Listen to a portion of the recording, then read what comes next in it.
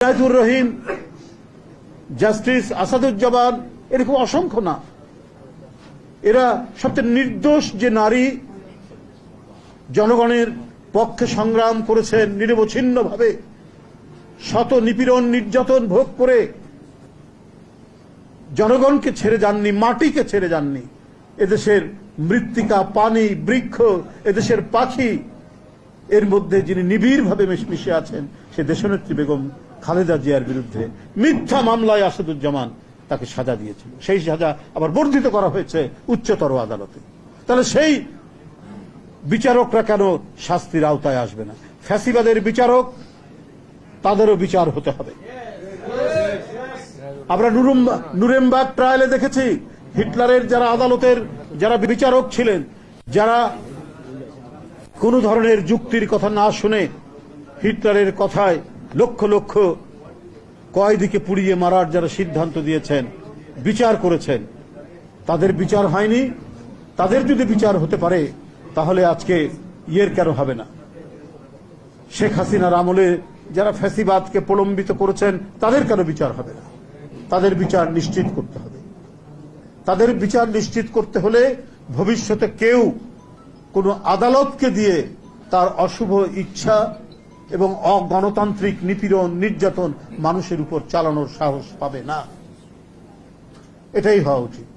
আজকে আমি শুধু একটি কথাই বলবো, অন্তর্বর্তীকালীন সরকার দেশ চালাচ্ছেন, এখানে ছাত্র জনতার আন্দোলনের সফলতায় পতন ঘটেছে শেখ হাসিনা, কিন্তু তাদের আমলের যে সমস্ত ভাইরাস, এই ভাইরাস যেন সরকারকে আক্রান্ত করতে না পারে সেটাও তো দেখতে হবে, সেটাও আপনার জানা। আমি জানি যে অধিকাংশ উপদেষ্টা যারা, তাদের দুর্নীতির সাথে কোনো সম্পর্ক নেই, কিন্তু কিছু কিছু দুর্নীতির কথা তো উঠছে এবং সেই দুর্নীতিগুলো ভয়াবহ।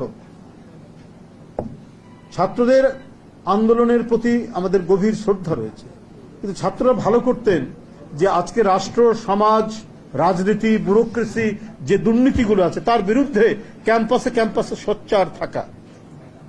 কারণ অনেক অনাচার ঘটে গেছে এই রাষ্ট্রের মধ্যে, সেটাকে ঠিক করার জন্য তাদের কণ্ঠের শক্তিটাকে আরো তীব্র করা দরকার ছিল। এবং তারা যখন ক্ষমতার অংশীভাগ করছেন, ক্ষমতার অংশ নিচ্ছেন, তখন তো তাদের আরো সতর্ক থাকার কথা ছিল। কেন তাদের এপিএস এর নামে শত কোটি টাকা দুর্নীতির অভিযোগ আসবে? কেন তারা বদলি বাণিজ্যের বিষয়ে তাদের অভিযোগ উঠবে? এই অভিযোগ তো উঠছে। স্বাস্থ্যমন্ত্রীর পিএ আরেক, স্বাস্থ্য উপদেষ্টার পিএ আরেক উপদেষ্টার বোধহয় এপিএস। এটা তো ভয়ঙ্কর ব্যাপার। শেখ হাসিনা তো ওরা 3টা ডিগবাজি দিবে এসব কথা শুনলে, যে আমাদেরকে বলো দেখো কি অবস্থা। কেন ছাত্র নেতারা বিভিন্ন মিনিস্ট্রিতে গিয়ে তারা মনে হচ্ছে যে মিনিস্ট্রির যেমন পার্লামেন্টারি কমিটি থাকে তেমনি ছাত্রদের একটা কমিটি থাকছে। এটা তো ছাত্রদের ভাবমূর্তি নষ্ট হচ্ছে। কেন তারা এই কাজটি করবে? রেলওয়েকে দেখার জন্য সেখানে আবার বৈষম্য বিরোধীদের একটা কমিটি করে দেওয়া হয়েছে। রেলের একজন সাবেক ডিজি বলেছে যে সেখানে এই যে রোজার মাসে টিকিট কালোবাজারির সাথে এই সমস্ত বৈষম্য বিরোধী ছাত্র নেতারা জড়িত। শত শত কোটি টাকার আপনার টিকিট কালোবাজারে টিকিট বিক্রি করা হয়েছে, তারা বাণিজ্যের সাথে যুক্ত। তো সেটা অন্তর্বর্তীকালীন সরকার দৃঢ় হাতে সেটা তো দমন করা দরকার ছিল।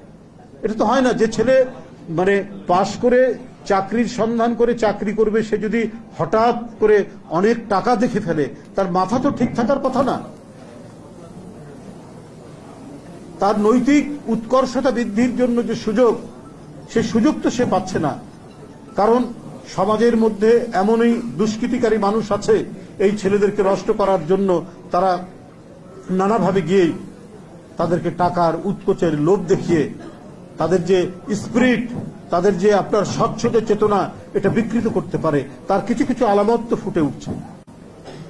কেন রেলওয়ের মতো একটি ডিপার্টমেন্টে বৈষম্য বিরোধী ছাত্ররা তারা সেখানে ওয়াচডগের ভূমিকা পালন করবে? তাদের হচ্ছে ক্যাম্পাস। তারা যখন মোটা দাগে কোথাও একটা বড় দুর্নীতির কথা শুনে, সেটা আমলাতন্ত্রে, রাজনীতিতে, যেখানেই হোক, ব্যুরোক্রেসি সতর্ক হবে, সবাই সতর্ক হবে। কিন্তু তাদেরকে যদি মন্ত্রণালয়ে বসিয়ে দেন তাহলে তো ফাংশনাল একটা গভর্নমেন্ট হবে না। সুতরাং বিষয়গুলো অত্যন্ত জরুরি বিষয়। আর আমার বক্তব্য হচ্ছে যে ৬০ লক্ষ নেতাকর্মীর যে